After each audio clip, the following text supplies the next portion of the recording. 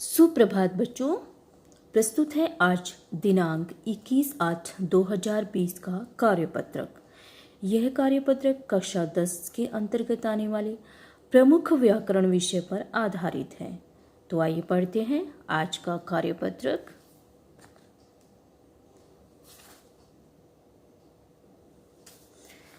बच्चों, आज हम पत्र लेखन के बारे में बात करेंगे।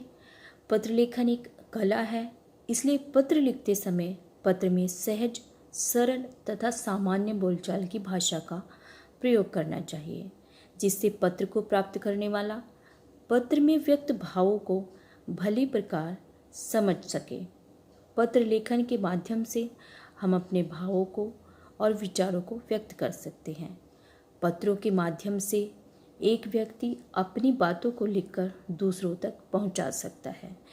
जिन बातों को लोग कहने में हिचकिचाते हैं, उन बातों को पत्रों के माध्यम से आसानी से समझाया या कहा जा सकता है। पत्र लेखन मुख्य रूप से 2 प्रकार के होते हैं। औपचारिक पत्र। औपचारिक पत्र उन्हें लिखा जाता है जिनसे हमारा कोई निजी संबंध ना हो।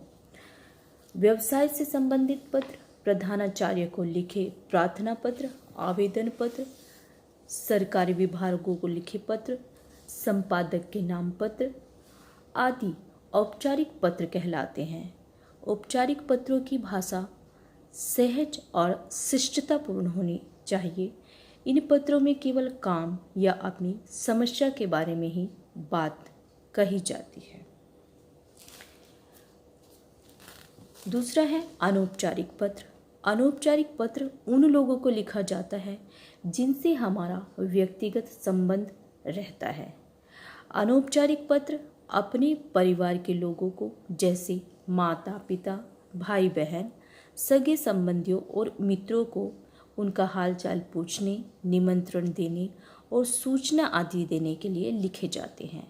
इन पत्रों में भाषा के प्रयोग में थोड़ी ढील दी जा सकती है।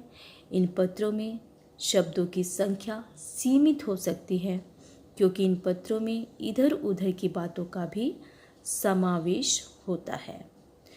उदाहरण के अनुसार अनुमान लगाकर रिक्त स्थानों में जो एक बॉक्स दिया गया है, उसमें से उचित शब्दों को भरिए और किसी भी विषय पर एक औपचारिक पत्र लिखने का अभ्यास कीजिए। यहाँ पर कुछ उदाहरण आपको प्रस्तुत किए गए हैं। इन उदाहरणों को आपको इस खाली स्थान में भरना है और पत्र लिखना है। ये जो पत्र लिखा हुआ है, इसको आपको पूरा करना है।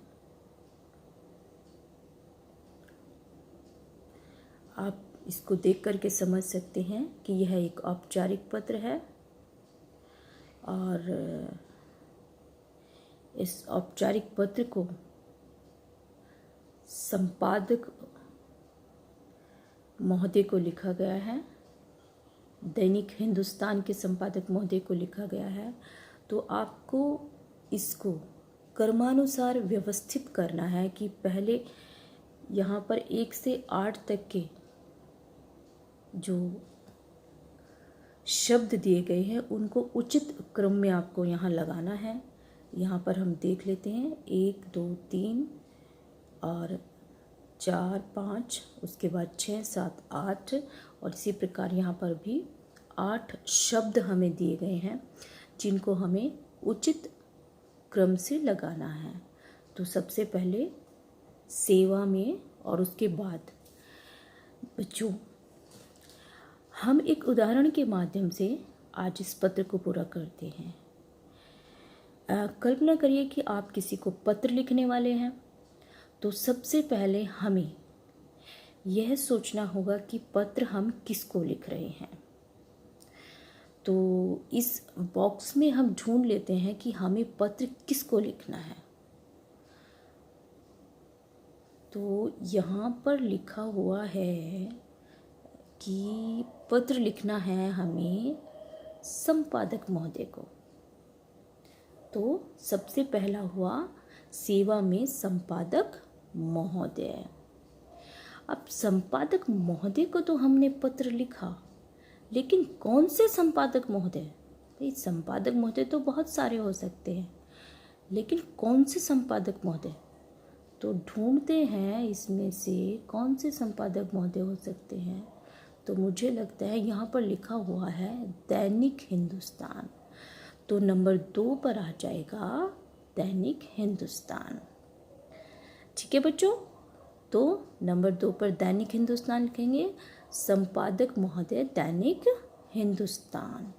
अब देखते हैं दैनिक हिंदुस्तान भी आ जाएगा, संपादक महोदय दैनिक हिंदुस्तान।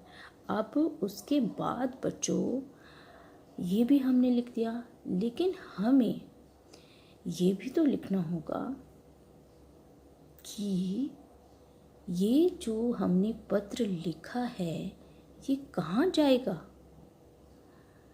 संपादक महोदय का जो पता है वो भी हमें लिखना होगा। तो इसमें ढूंढ लेते हैं हम, इसमें पता है केजी मार्ग नई दिल्ली। तो हमारा सबसे पहला क्या हो गया, संपादक महोदय दैनिक हिंदुस्तान, केजी मार्ग नई दिल्ली। तो ये हमारा हो गया 1 2 3। फिर हो गया दिनांक, तो दिनांक यहाँ पर दिया हुआ है 21/8/2020। ठीक है, अब विषय हम ढूंढ लेते हैं, विषय कुछ लिखा है क्या इसमें? हाँ, विषय इसमें लिखा हुआ है योग शिक्षा का महत्व। तो यहाँ पर विषय हो गया योग शिक्षा का महत्व। उसके बाद देखते हैं, उसके बाद हमारा पत्र शुरू हो जाता है, और ये पूरा पत्र लिखने के बाद में उसके बाद हमारा पत्र समाप्त हो जाता है, और नीचे लिखा है भवदीय। तो अब हमने पूरा पत्र भी लिख दिया है। तो अब ये बताना होगा बच्चों कि ये पत्र भेजा किसने है। हमने पत्र लिख तो दिया है, लेकिन ये पता कैसे चलेगा कि ये पत्र किसने लिखा है। भाई जब संपादक महोदय को पत्र मिल गया तो वो जानेंगे कैसे कि ये पत्र किसने लिखा है। तो अपना नाम और अपना पता आपको लिखना होगा। तो अपना नाम और पता और मोबाइल नंबर आपको नीचे लिखना होगा। सबसे पहले अपना नाम, पता और मोबाइल नंबर। तो मुझे आशा है कि आप भली प्रकार आज का कार्यपत्रक समझ गए होंगे कि आज के कार्यपत्रक में हमें क्या करना है और कैसे करना है। तो आज के कार्यपत्रक के लिए इतना ही।